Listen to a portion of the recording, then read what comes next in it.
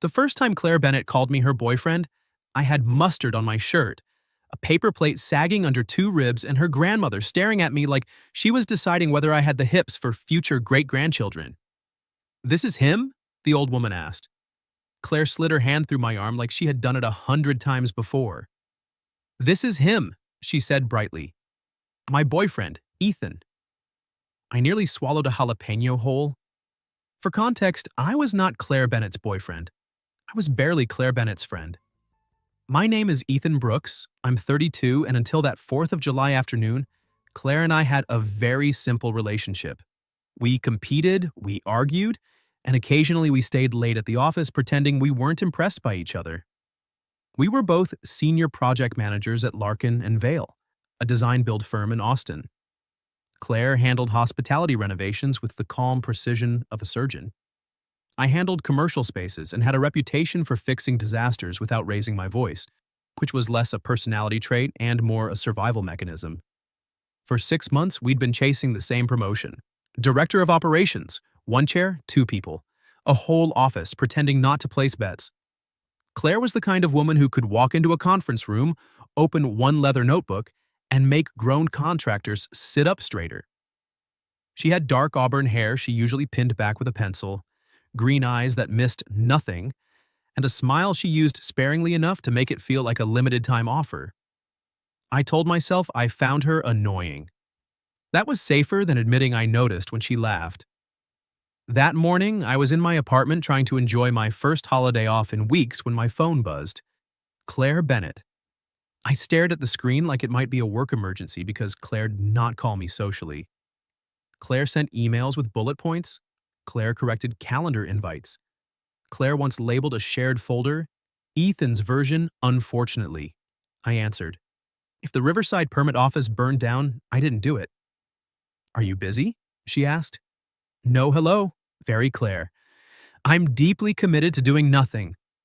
"Good, I need you to come with me." I sat up. "To where?" "My family's 4th of July barbecue." I looked around my quiet apartment, as if there might be another Ethan hiding behind the couch who made more sense for this request. "Your family barbecue," I repeated. "Yes." "As a consultant?" "As a person." That's vague and concerning. She exhaled, and for the first time I heard something under her usual sharpness. Not panic exactly, more like she was holding a door shut with her shoulder. "My mother thinks I'm bringing someone." "Someone?" "A boyfriend." I waited. She didn't add anything. I said, "Claire." "I know." "You don't have a boyfriend." "I'm aware of my own inventory, Ethan." "Then why does your mother think you do?" "Because I may have implied it." "Implied?" "Strongly." I should have said no. Any sane man would have said no, wished her luck, and returned to his sacred couch. But Claire went quiet. That was the part that got me. Claire Bennett didn't do quiet. She filled silence with strategy. I rubbed my forehead. "Why me?" "Because you're believable." That landed in a place I didn't want to examine. "Believable how?" "As someone I date." There was another silence, but this one was mine. Then she ruined it because, of course she did. "Don't sound so touched. I'm desperate, not concussed." I laughed despite myself. 20 minutes later, she pulled up outside my building in a navy sundress and white sandals, and I forgot every clever thing I had planned to say. At work, Claire looked polished in a way that warned people not to waste her time. Out of work, with her hair loose over one shoulder and sunglasses pushed up on her head, she looked softer but somehow more dangerous. She leaned across the passenger seat and opened the door. "Get in, Brooks." "Nice to see you too, fake sweetheart." Her mouth twitched. "Try that in front of my father and you'll be eating corn alone by the shed." I climbed in, carrying the store-bought berry pie she had ordered me to pick up on the way. The car smelled like sunscreen, mint gum, and Claire's perfume. Something clean and warm that made the small space feel smaller than it was. She glanced at my shirt. "You wore blue." "It's the 4th of July. It brings out your eyes." I turned to her. She looked straight ahead, reversing out of the lot like she hadn't just tossed a match into my lap. "Was that part of the performance?" I asked. "Or did you just accidentally say something nice?" "Don't get attached. It was a limited release." We drove north toward her parents' place, past neighborhoods lined with flags and sprinklers and kids already waving sparklers in broad daylight. Claire briefed me like we were entering a hostile negotiation. Her mother, Diane, hugged without warning. Her father, Bill, asked too many questions but respected brisket. Her younger sister, Paige, detected lies for sport. Her grandmother, Ruth, was small, floral, and emotionally armed. "And your ex?" I asked, because she had mentioned him too casually not to mean something. Claire's fingers tightened on the steering wheel. "Tyler might be there." "Ah, he and my brother are still friends. It's not dramatic." "You used your fake boyfriend voice when you said that." She shot me a look. "I don't have a fake boyfriend voice." "You do. It sounds like a woman stapling a smile to her face." For half a second, the mask slipped. Tyler, I learned, had been the man her family loved before he cheated on her with someone from his gym and then somehow convinced everyone the breakup had been mutual and mature. Claire had not corrected them because, in her words, I had better things to do than host a community trial. "You could have told them the truth," I said. "I know. Why didn't you?" She parked at the curb in front of a house already vibrating with laughter, music, and smoke from a backyard grill. Then she turned to me, and the joking fell away. "Because I was embarrassed that I stayed as long as I did." It was the first honest thing she had said all day. Not sharp, not strategic, just quiet. I looked at her differently then, not with pity. Claire would have hated pity. I looked at her the way you look at someone who has carried a heavy thing so well, you didn't notice the bruises on her hands. "You don't have to prove anything to them," I said. "I know." But she didn't move. So I offered my arm. Her eyes dropped to it, then back to my face. "You're enjoying this," she said. "I'm choosing to be excellent under pressure." She laughed then, a real laugh, surprised out of her, and it did something inconvenient to my chest. She took my arm. The second we entered the backyard, 30 faces turned toward us. There were folding chairs everywhere, kids running barefoot through the grass, country music on a portable speaker, red, white, and blue bunting on the fence, and a buffet table loaded like someone had prepared for a minor military campaign. Claire's mother saw us first. Her hands flew to her mouth. "Oh my goodness," Diane said. "You actually brought him." Before I could ask what that meant, Claire squeezed my arm hard enough to leave a legal imprint. "Mom," she said, bright and terrifying. "This is Ethan." Diane hugged me before I could defend myself. "You're taller than I imagined," she said into my shoulder. "Imagined?" Claire's father shook my hand and looked me over with the solemn judgment of a man who owned multiple grilling thermometers. "Ethan," he said, "heard a lot about you." I glanced at Claire. Her smile did not move, but her eyes said, "Do not ask questions if you enjoy being alive." Then Grandma Ruth appeared, 4 feet 11 inches of floral blouse and authority. She looked at Claire's hand tucked through my arm. She looked at me. Then she asked, "This is him?" And that was how I ended up officially introduced as Claire Bennett's boyfriend, while holding a paper plate and questioning every decision that had led me there. For the next 20 minutes, we performed. Claire stood close enough that her shoulder brushed mine whenever someone asked how we met. I told them we worked together. She added, "He annoyed me into affection." I said, "She bullied me into personal growth." Paige, her sister, narrowed her eyes over a bowl of pasta salad. "So who asked who out?" Claire opened her mouth. I beat her to it. "I did." Claire looked up at me. That wasn't part of the plan. I could tell because she stopped, breathing for half a second. I smiled. Easy. It took me 3 tries. She rejected the first 2 for formatting issues. Paige laughed. Claire's thumb moved lightly against my forearm, hidden from everyone but me. A thank you or maybe a warning. Either way, I felt it long after she stopped. Then a man's voice cut through the yard. "Well, I'll be damned." Claire went still beside me. I turned.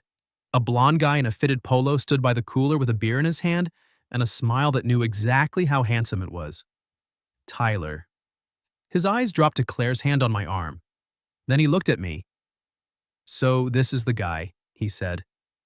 Before Claire could answer, Diane appeared at my side and whispered, warm and relieved, I'm so glad she finally brought you. She's been talking about you for almost a year. I looked down at Claire. Her face had gone pale, and for the first time all day, I realized this fake relationship might not have started in that car at all.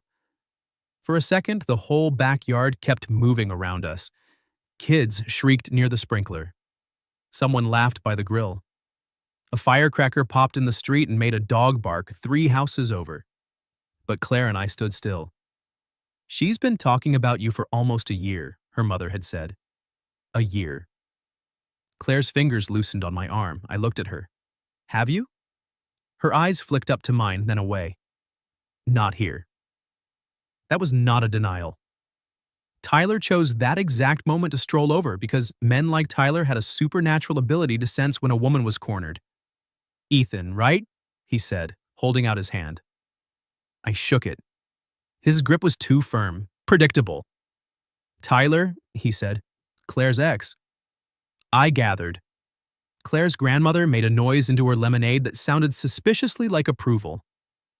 Tyler grinned. Claire and I go way back. Claire's hand slid from my arm. I caught it. Not dramatically, not possessively. Just enough that my fingers fit between hers before she could disappear into herself. She looked down at our joined hands, then at me. Something changed in her face. A small, startled softness. Like she hadn't expected me to stay in the lie once it became uncomfortable. But that was the problem. It wasn't feeling much like a lie anymore. We work together, I said. So, I've heard a little. Tyler lifted one brow. All good, I hope. Claire's sister Paige muttered, unlikely. I liked Paige immediately. Claire cleared her throat. Ethan was just about to help me bring out the pie. I was? I asked. Her smile was sweet enough to frost glass. You were. She tugged me toward the sliding door and I let her. Inside, the kitchen was blissfully cooler and smelled like sugar, onions, and something lemony. Claire let go of my hand the second the door shut behind us, then pressed both palms to the counter. I can explain, she said. Can you? She winced. I can attempt a controlled narrative. Claire. She turned. Fine, yes, I've talked about you. For a year. Not constantly. I waited. Periodically, she amended. I leaned back against the counter. Define periodically. Enough that my mother developed a theory. What theory? Claire looked at the ceiling like it might drop mercy on her. That I had feelings for you. My heart did a strange, hard kick. And did you? She lowered her gaze to mine. At work, Claire's eye contact was a weapon. In that kitchen, it felt like a hand held out in the dark. I didn't want to, she said. That answer did more damage than yes. I forgot the barbecue, forgot Tyler outside, forgot the promotion we were both supposed to be fighting over. You didn't want to, I repeated. No. Her laugh was quiet, embarrassed. You were irritating, competent, calm in a way that made me want to throw office supplies. You remembered things I said and then used them later like they mattered. They did matter. Her mouth parted slightly. I realized I had stepped closer. She realized it too. The kitchen seemed to shrink around us, the hum of the refrigerator, the muffled music outside, the sunlight cutting across her bare shoulder. Claire swallowed. This is a bad idea. Which part?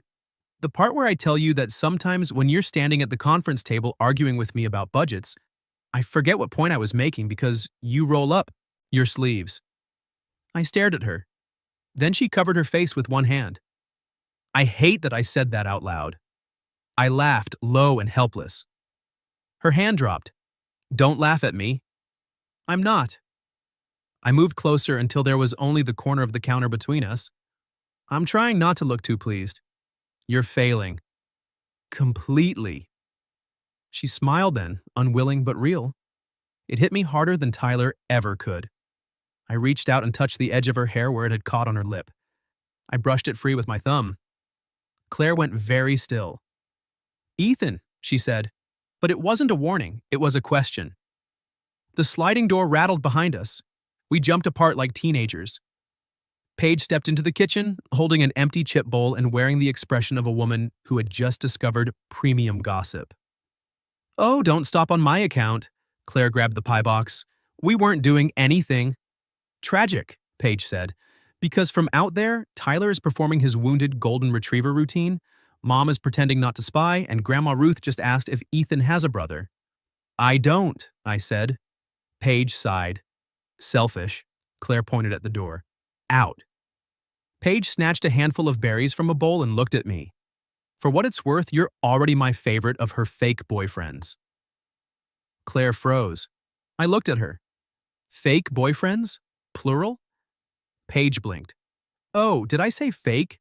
I meant emotionally unavailable. Paige?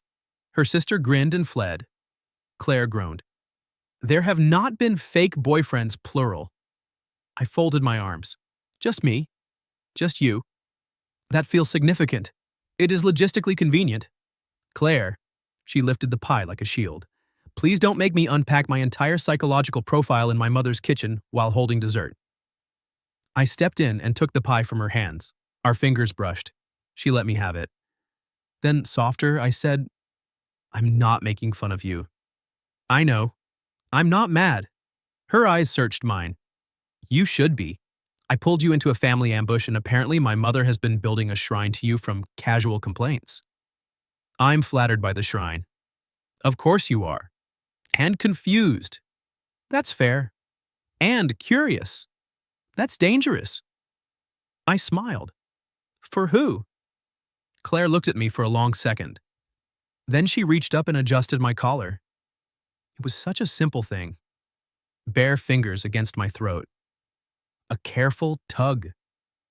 Her attention fixed on me like I was something worth getting right. For me, she said.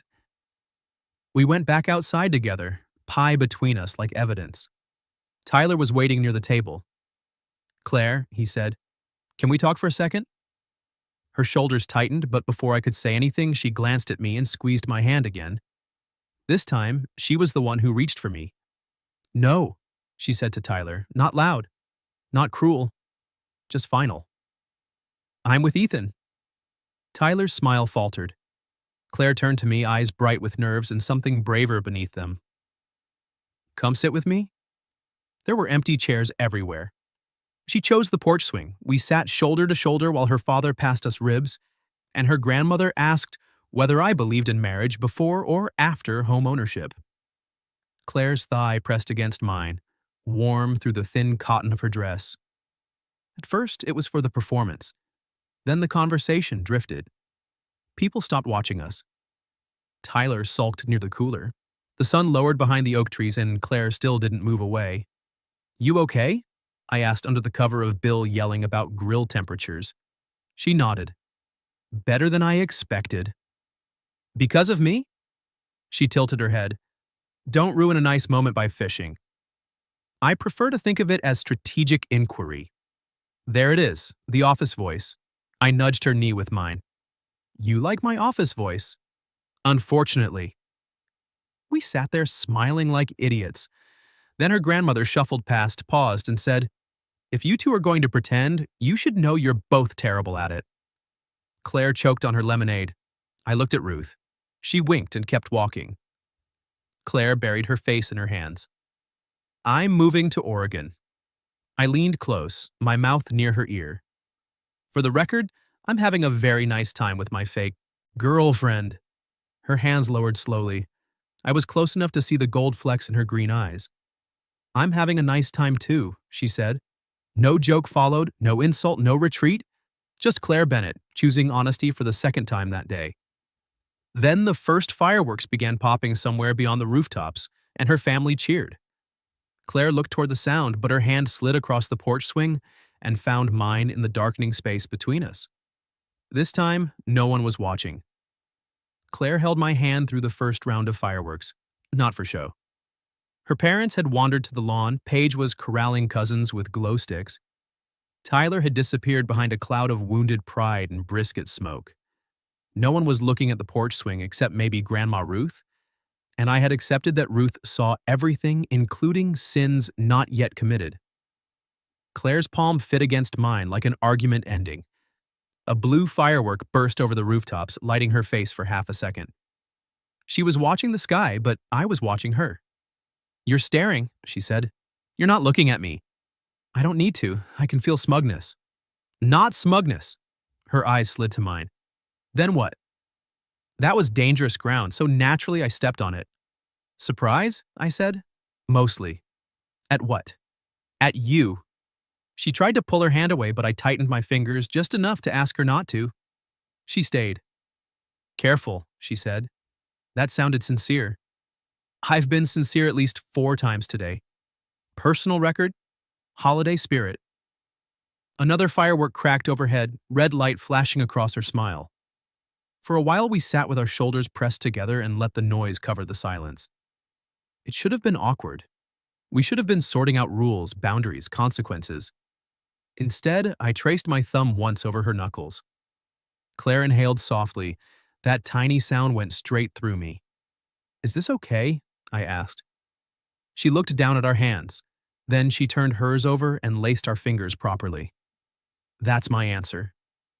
It felt embarrassingly close to a victory. After the fireworks slowed, Bill announced there was watermelon in the garage fridge, Diane shouted that nobody was allowed to leave without leftovers, and Paige dragged 3 cousins into a sparkler photo shoot. Claire stood. Walk with me? Are we escaping or strolling? Yes. She led me through the side gate and around to the front of the house, where the noise softened behind the fence. The street glowed with porch lights and paper lanterns.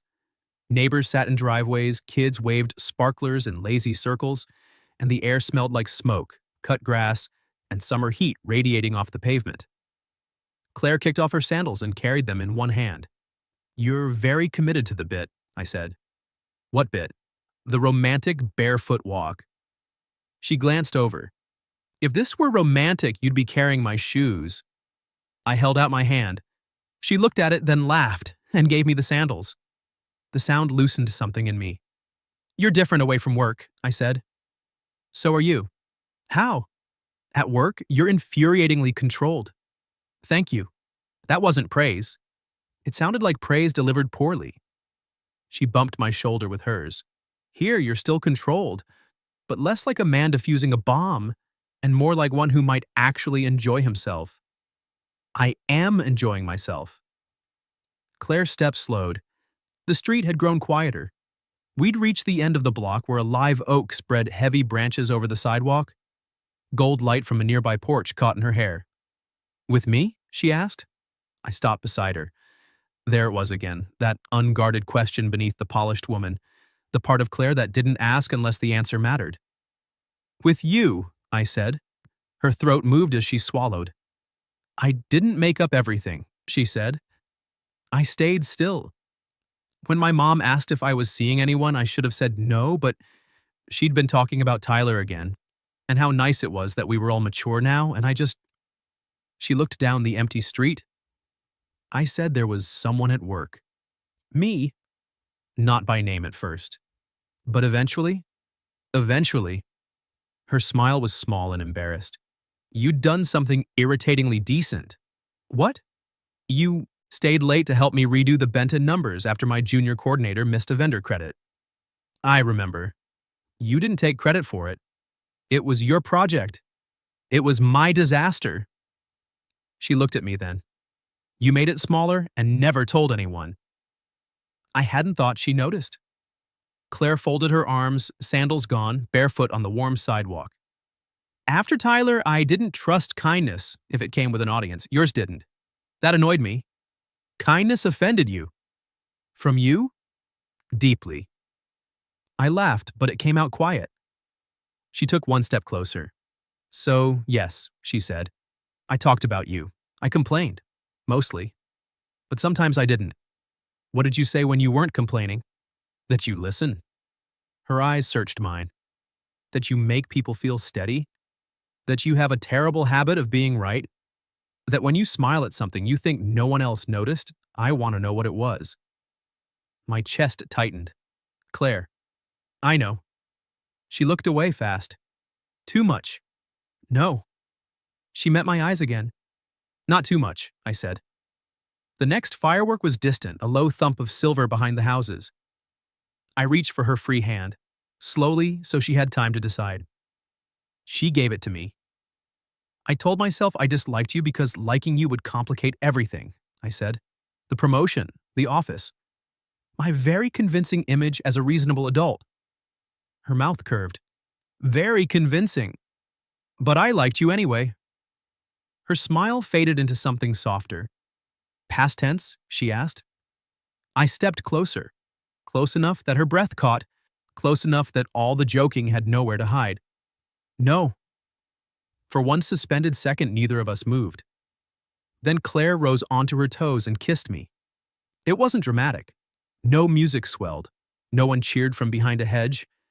It was soft and careful and so much better than any version my imagination had no business constructing during budget meetings. Her fingers curled lightly in my shirt.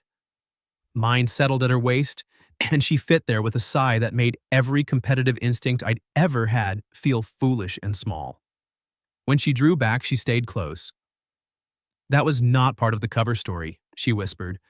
I'm willing to revise the documentation. She laughed against my mouth and I kissed her again because I was not a saint, and because she leaned into me like she wanted me to. This kiss was less careful. A sparkler hissed somewhere down the street. Claire's hand slid to the back of my neck, and for a few seconds the entire world narrowed to warm skin, summer air, and the stunning fact that Claire Bennett kissed like she had been arguing with me for months just to save up momentum. A car door slammed nearby. We separated, breathing like we'd sprinted. Across the street, an older man getting out of a truck politely pretended not to see us. Claire pressed her fingers to her lips, then looked at me with wide eyes. We work together, she said. We do. We're competing for the same promotion. We are. My family thinks we're practically engaged. I'm still recovering from Ruth's home ownership timeline. She laughed, but nerves flickered beneath it. I took her hand again. We don't have to solve everything tonight.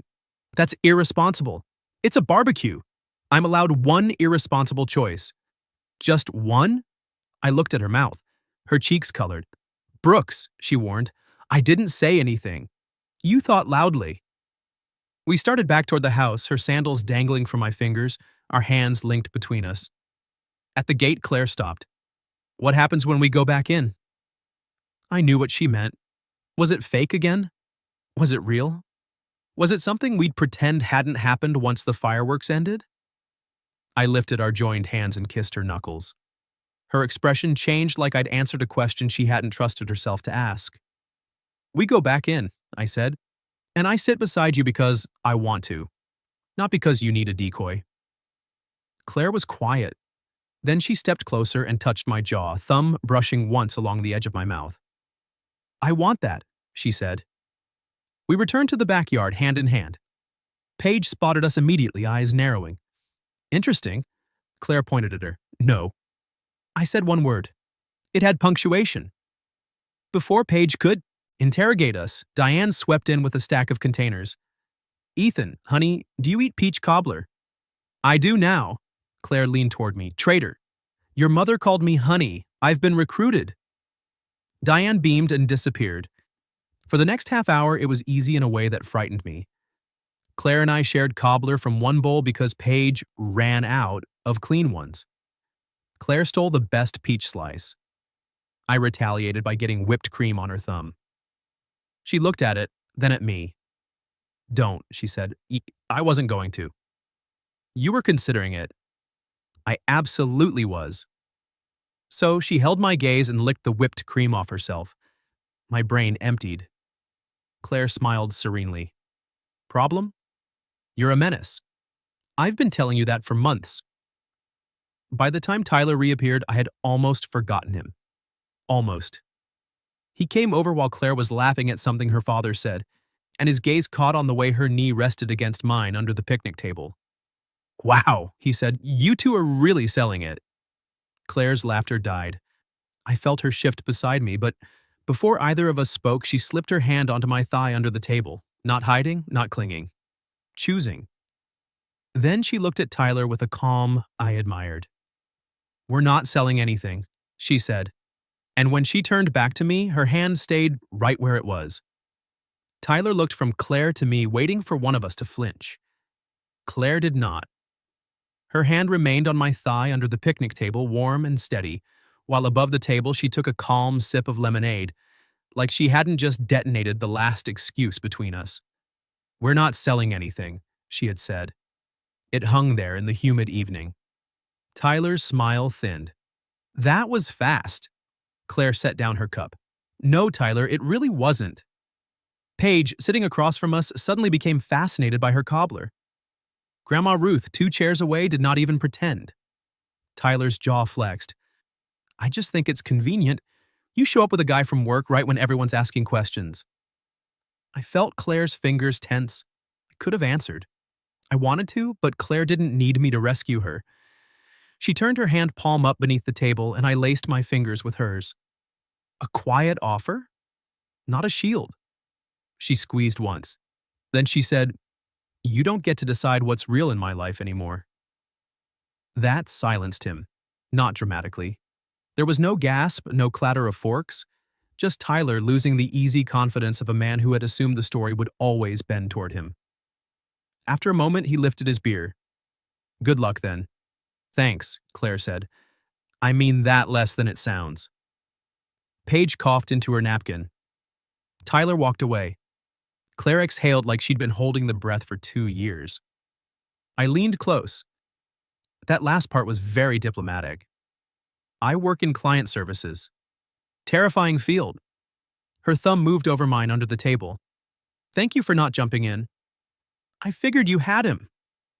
She looked at me then, and the softness in her expression was almost more intimate than the kisses had been. "I did," she said, "but I liked that you were there." There were a dozen jokes I could have made, a dozen safer exits. Instead I said, "I like being there." Her lips parted, then curved. "Careful, Brooks." "With what?" "Making it hard for me to go back to disliking you." That ship exploded around the second kiss. "Second?"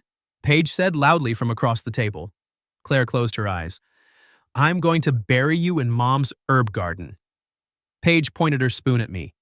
"You kissed her twice?" "Technically," I said. "She kissed me first." Claire's eyes flew open. "Traitor!" Paige gasped with joy. I knew it." Grandma Ruth leaned over. "Was it a good kiss?" "Grandma." "I'm old, not dead." I looked at Claire. Her face was bright red, but she was smiling despite herself. It did things to me, that smile. Made me want to earn it when no one was watching. "It was a very good kiss," I said. Claire stared at me. Grandma Ruth nodded. "Fine. He can stay." After that, the night loosened around us. Tyler left before the last fireworks show, claiming an early morning. No one argued. Diane hugged him politely at the gate, then returned to press an extra container of cobbler into my hands with the fervor of a woman transferring dowry assets. Claire and I helped gather plates. We worked well together, annoyingly well, moving around the kitchen, with the same rhythm we had in conference rooms, anticipating, correcting, trading dry comments over stacks of sticky dishes. Except now, every brush of her shoulder against mine meant something. At the sink, she handed me a wet serving spoon. "You're enjoying my family. I am deeply afraid of your grandmother, but yes. Ruth likes you." Ruth asked if I had retirement savings. She likes you seriously. I dried the spoon and set it down. "What about you?" Claire's hands went still in the soapy water. Outside, the family was laughing on the porch. Inside, it was just us, the yellow kitchen light and the low hum of the dishwasher. "What about me?" she asked. "Do you like me seriously?" She looked down, and for once the mighty Claire Bennett had no immediate reply. I regretted the question for half a second. Then she pulled her hands from the sink, dried them on a towel, and turned to face me. "Yes," she said. One word, no armor. My chest tightened. "I like you seriously," she continued, quieter. "And inconveniently, and probably too much for someone I'm supposed to beat out for a promotion." I smiled faintly. "That part is mutual. The promotion or the too much?" "Yes." She huffed a laugh, but it shook at the edges. "This could get messy." "It could. I don't want to be office gossip." "Me neither. I don't want people thinking I got distracted, or that I softened, or that if you get the job, it's because I was busy making hard eyes over cobbler." For the record, your cobbler eyes were more predatory than romantic. Ethan. I stepped closer, not touching her yet. I don't want to take anything from you. Not credit, not space, not the promotion. If we do this, we do it honestly. If? Her eyes sharpened. There she was. I loved that part of her too, the challenge, the refusal to let me drift vague when the answer mattered. When? I corrected. Her expression changed and that single shift felt like stepping into sunlight. When we do this, I said, we tell HR if we need to. We don't hide anything that could hurt either of us. We compete fairly. We don't make decisions in parking lots after kissing under oak trees. A shame. That was a strong location for decision-making. I'm open to future oak tree discussions. Claire smiled. Then she reached for the front of my shirt and tugged me closer. I went willingly. Say the important part again, she said. I rested my hands at her waist. Which part? The when. The word was barely out before I kissed her. This time, there was nothing careful about the way she kissed me back. She rose into it, one hand sliding up my chest, the other curling behind my neck like she'd been waiting all night to do that again. I backed her gently against the counter and she made a soft sound that nearly ended my ability to behave in her mother's kitchen. I broke the kiss first, forehead resting against hers. We are in range of your grandmother, I whispered. Claire's breathing was uneven. That woman has lived through 3 wars and my teenage years. She'll survive. I laughed and she smiled against my mouth. Then she kissed me once more, slower. Not for anyone else. Not fake. Not accidental. When we separated, she kept her hands on me. I don't know how to do this, she admitted. Date? Trust it. The honesty scraped me clean. I brushed my thumb along her cheek. Then we'll go slow. I invited you to a family barbecue and kissed you on a sidewalk within 6 hours. Slow from this point forward. That sounds like something a man says right before he makes a bad choice. I make excellent choices. You bought a grocery store pie and called it contribution. You told me to. I was testing you. I passed. Her smile softened again. You did, she said. We returned outside carrying clean dishes and trying to look respectable. Based on Paige's face, we failed. The final fireworks began just after 9:30. Everyone gathered on the lawn with folding chairs and citronella candles.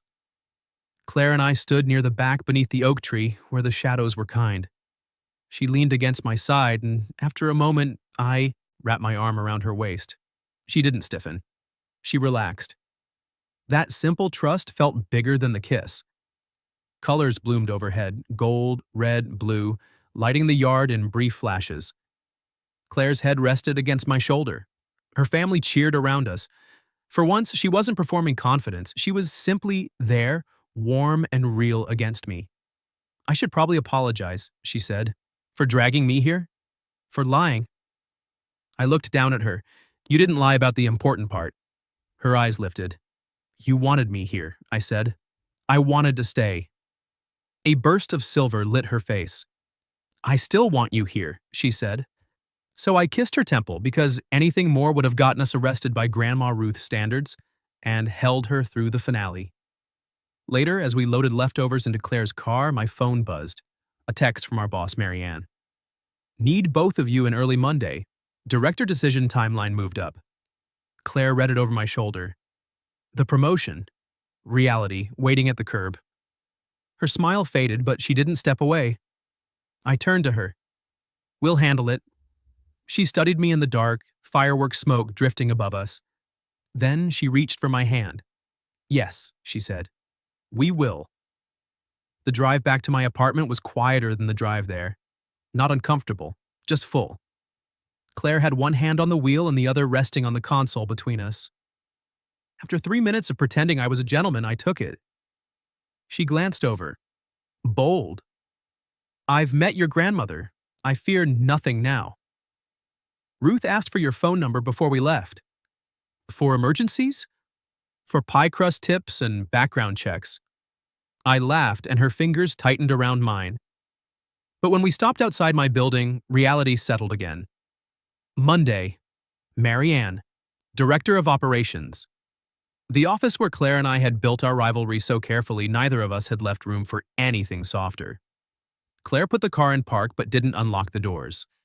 If this gets weird, she said, I don't want to lose what we had before. Arguing over subcontractor schedules? Yes. Competitive email timestamps? Absolutely. Mutual irritation hiding unresolved attraction? Her mouth curved. Especially that. I turned toward her. We might lose some of it. Her smile faded. So I added, but maybe we get something better. Claire looked at me for a long moment, then leaned across the console and kissed me. It was slower than the others. Less fireworks, more promise. Her hand rose to my jaw and I felt the faint tremble in her fingers before she steadied herself. When she pulled back, she whispered, I'm scared. That did something to me. Not because Claire sounded weak. She didn't. She sounded brave enough to tell the truth. I covered her hand with mine. Me too. You don't seem scared. I have a calm face. It's misleading. I hate your calm face. No, you don't. No, she admitted, kissing me once more. I really don't. Monday morning we arrived separately, professionally. Claire wore a cream blouse and tailored navy pants. Her hair was pinned back.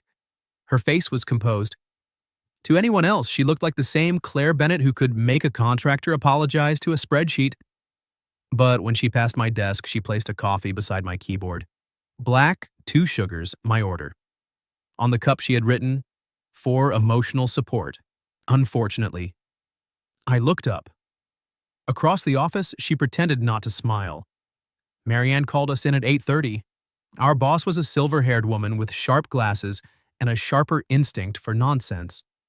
She looked at both of us over a folder. I'll make this simple, she said. The director role is changing. Claire and I exchanged a glance. Marianne continued. Larkin and Vale is opening a second operations track. Hospitality and commercial will split. Claire, I want you leading hospitality operations. Ethan, I want you leading commercial operations. For a second, neither of us spoke. Marianne arched a brow. This is usually where people say thank you. Claire recovered first. Thank you. Yes, I said. Thank you. Marianne closed the folder. You both earned it. Separately, repeatedly, exhaustingly. Claire's lips twitched. Then Marianne leaned back. Now, is there anything else I should know before I send the announcement? Claire and I went still. Marianne sighed. I have eyes. Also, Diane Bennett posted 17 photos from Saturday's barbecue. In 6 of them, Ethan is holding Claire's shoes. Claire shut her eyes. I said, in my defense, I was instructed. Marianne removed her glasses. I don't care who you date, provided you disclose it properly, don't create conflicts of interest, and don't make me attend an HR seminar before lunch. Claire straightened.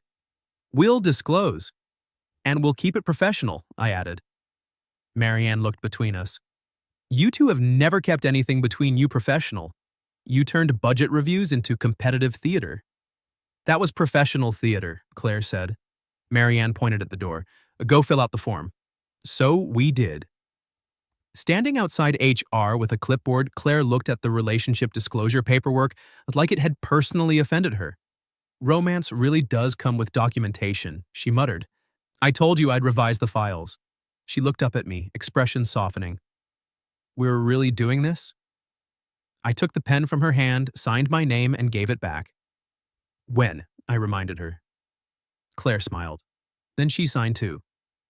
We did go slow after that, mostly because Claire insisted that if we became office gossip, she wanted the gossip to be well-paced and structurally sound.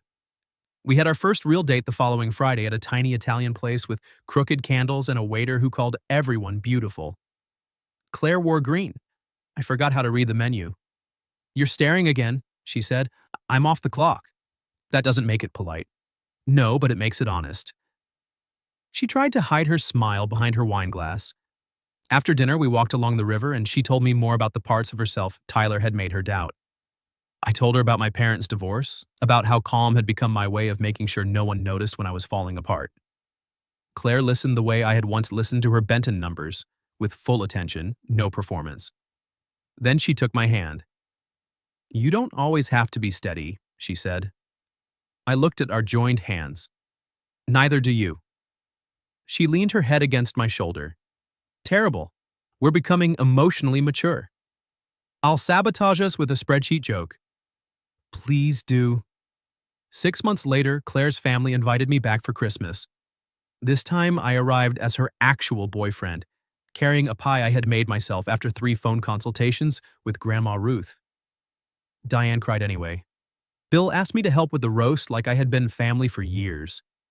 Paige gave me a wrapped gift labeled, "To my favorite formatting error." Claire found me in the kitchen after dinner, standing beneath a sprig of mistletoe that Paige had absolutely placed there on purpose. She looked up at it, then at me. This family is subtle as a parade. I can leave if you're uncomfortable. She stepped closer and hooked a finger through my belt loop. Don't you dare.